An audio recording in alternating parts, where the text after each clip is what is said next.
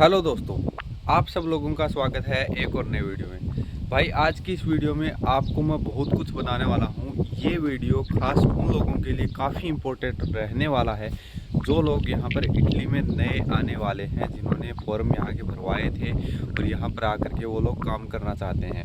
तो भाई इस वीडियो को लास्ट तक आप लोगों ने ज़रूर देखना है। जो लोग फ्रेशर यहाँ पर इटली में आना चाहते हैं उन लोगों को यहाँ पर, और ये रहेगा किस मामले में ये वीडियो इस मामले में रहेगा कि आप लोग यहाँ पर इटली में जब नए आते हो, फ्रेशर के लिए यहाँ पर क्या सैलरी हो सकती है। वो सैलरी मैं आपको बताऊँगा कि साउथ के एरिया में क्या रह सकती है, अगर नॉर्थ के एरिया में आ रहे हो तो कौन सी रह सकती है सैलरी, और किस काम में क्या सैलरी होने वाली है आपकी।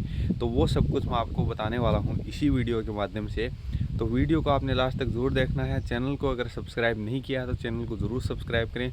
तो चलिए स्टार्ट करते हैं आज का ये वीडियो को ज़्यादा से ज़्यादा लोगों तक शेयर ज़रूर कर दीजिए। तो भाई सबसे पहले हम बात कर लेते हैं कि यहाँ पर जब आप इटली में आते हो तो आपकी आते ही सैलरी क्या रहने वाली है। सबसे पहले बिना कोई रुकावट के आपको सीधा ही बता देता हूँ कि यहाँ पर अगर आप फार्मिंग के काम में आ रहे हो, खेती बाड़ी के काम में अगर आप आ रहे हो, बहुत सारे लोग, मोस्ट ऑफ द लोग 80% 90% लोग हैं ना, यहाँ पर खेती बाड़ी करने के लिए ही आते हैं, खेती बाड़ी के काम में ही आते हैं। तो यहाँ पर आते ही आपको, अगर आप साउथ के एरिया में आ रहे हो तो मिनिमम जो सैलरी है वो घंटे के हिसाब से आपको मिलती है। अगर खेती बाड़ी में आप जाते हो, जैसे कि टमाटरों का काम हो गया, जैसे कि कोई फ्रेगोला जिसको बोलते हैं उसका काम हो गया, जैसे सरसों काटने का काम हो गया। सरसों का तो अलग हिसाब से भी मिल सकता है, लेकिन 5 यूरो घंटे का मिलता है। और एक कैरेट होता है जिसको भरने का 1 यूरो मिलता है, जिसमें कि 24-25 होते हैं। और एक कैरेट होता है जिसको भरने का थोड़ा ज़्यादा भी मिलता है, 1.5 यूरो भी मिल सकता है, उसमें थोड़ा ज़्यादा डलता है।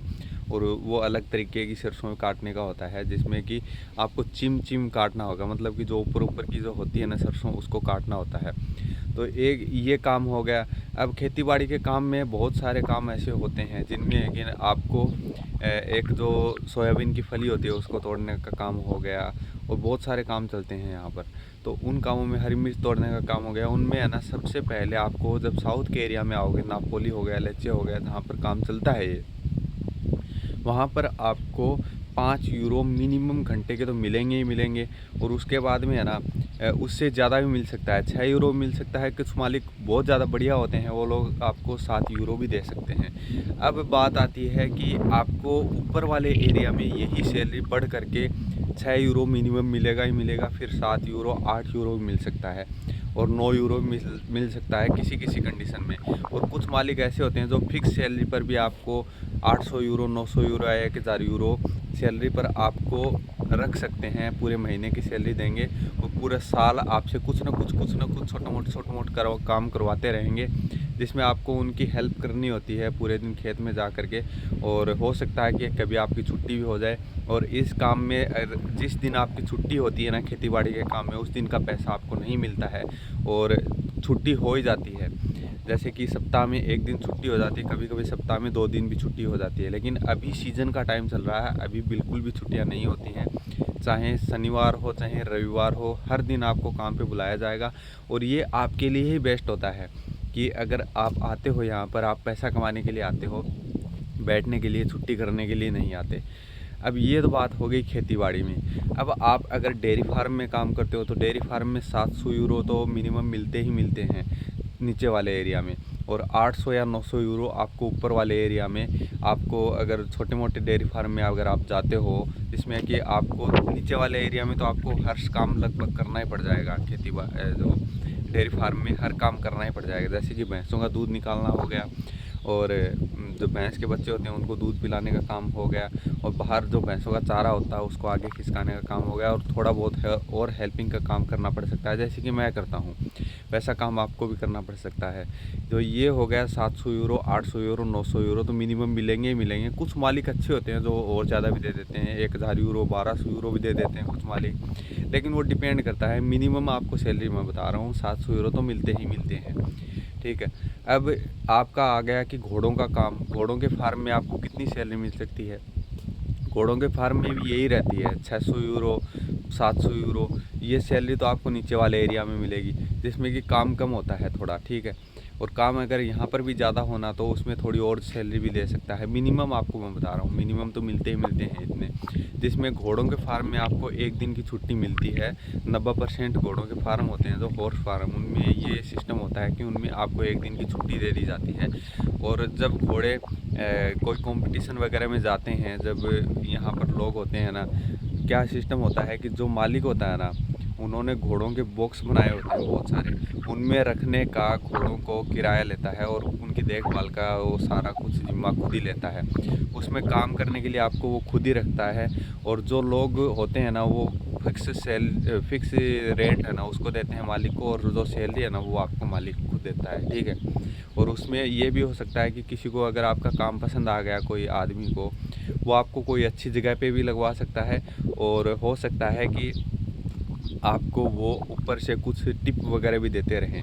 तो ऐसा काम भी होता है भाई यहाँ पर इटली में। और बाद में काम आता है रेस्टोरेंट का काम, ठीक है। रेस्टोरेंट भी यहाँ पर सीजनल ही चलते हैं ज़्यादातर।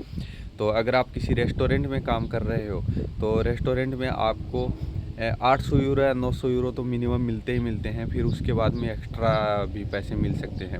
शुरुआत में यही सैलरी रहती है 800 या 900 यूरो, ठीक है। बेसिक सी सैलरी है ये, जिसमें आपको मैं बताता हूँ। डेयरी फार्म, हॉर्स का फार्म और जो रेस्टोरेंट है, इनमें आपको रहने के लिए मालिक खुद ही दे देता है। और रेस्टोरेंट जो है उसमें खाना खाने के लिए भी आपको है ना सामान दे देता है। और मालिक आप उस जगह पे आप खाना खा सकते हो, ठीक है। लेकिन अगर आपको खाना पसंद नहीं आता है तो आप खुद से ला करके खा सकते हो, लेकिन वो खर्चा फिर आपका हो जाता है। अब बात आती है कि आपका खर्चा कितना हो सकता है अगर आप इटली में काम करते हो, और महीने का आपका कितना खर्चा हो सकता है, रहने का और खाने का कितना खर्चा हो सकता है। तो इसमें खर्चा की बात मैं अगर बताऊं आपको, तो शॉर्ट में मैं आपको बता देता हूं कि साउथ के एरिया में जब आप रूम लेके रहोगे तो आप 7-8 लोग एक रूम में रहते हो, ठीक है। एक रूम में मतलब कि 3 लोग एक रूम में रह सकते हैं, जिसमें एक फ्लैट होता है जिसमें कि 2 या 3 रूम होते हैं, जिसमें आप उसको शेयर करके रह सकते हो। जिसमें 100 यूरो, 150 यूरो आपकी सैलरी में से उनको देना पड़ सकता है, जो कि जिसने मकान लिया होता है। और वो आप देख कैसे सकते हो कि मकान कहाँ पे है, और मतलब हमें कैसे मिलेगा वो मकान। तो ये आप देख सकते हो, अपने आसपास में देख लेना, जहाँ पर भी आप जा रहे हो वहाँ पर अपने आसपास में देख लेना। 1-2 दिन तो रहने के लिए शायद कहीं पे मिल जाएगा, ठीक है। उसके बाद में अपने आसपास देख लेना, या तो इंडियन आपको मिल जाएंगे या फिर पंजाबी आपको मिल जाएंगे, या फिर पंजाबी और इंडियन या फिर पाकिस्तानी है ना दुकानें होती हैं। इंडियन पाकिस्तानी जो पंजाबी होते हैं वो भी इंडियन ही होते हैं वैसे, लेकिन पंजाबी होते हैं। तो उस दुकान पर जा करके, पंजाबी या पाकिस्तानी या फिर इंडियन या बांग्लादेशी दुकान पर जा करके आपको उनसे ये पूछ लेना है कि यहाँ पर एजेंट वगैरह कहाँ पर है, और कहाँ पर मतलब मुझे रूम किराए पर मिल सकता है। तो वो आपको बता देगा कि वहाँ पर आपको रूम किराए पर मिल सकता है, वहाँ पर जगह है, वो आपको बता सकता है।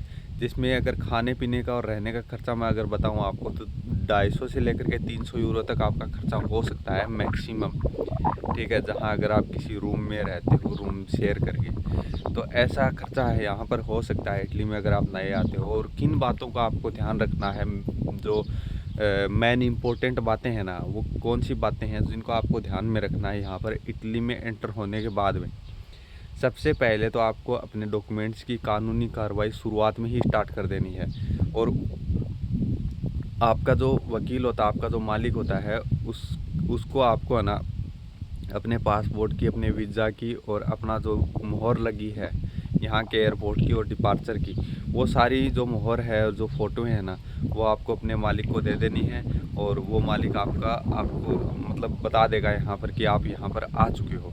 उसके बाद में आपको अपने प्रेफेक्टुरा का अपॉइंटमेंट ले लेना है, और जिस दिन आपका अपॉइंटमेंट है उस दिन जा कर के आपको प्रेफेक्टुरा करवा के आ जाना है, वहाँ पर बता देना है सब कुछ।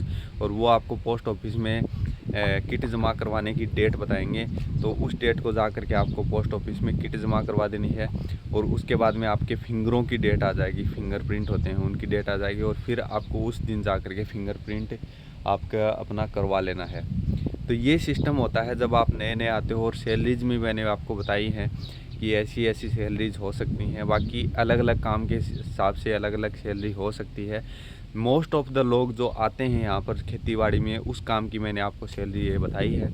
तो भाई आपको वीडियो पसंद आया होगा आई होप, और अगर आपको वीडियो पसंद आया तो वीडियो को लाइक ज़रूर करें, और चैनल अगर आपने अभी तक सब्सक्राइब नहीं किया तो चैनल को ज़रूर सब्सक्राइब किया करें, ताकि आपके लिए इजी हो जाए ढूंढना मुझे, और अगर आपको कहीं पर ज़रूरत पड़े तो।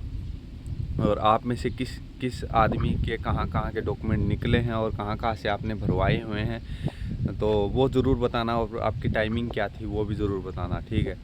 तो भाई मिलते हैं आपसे अगले किसी वीडियो में, तब तक के लिए take care and bye bye. Channel को ज़रूर सब्सक्राइब करें, शेयर ज़रूर कर दिया करें भाई। Bye bye.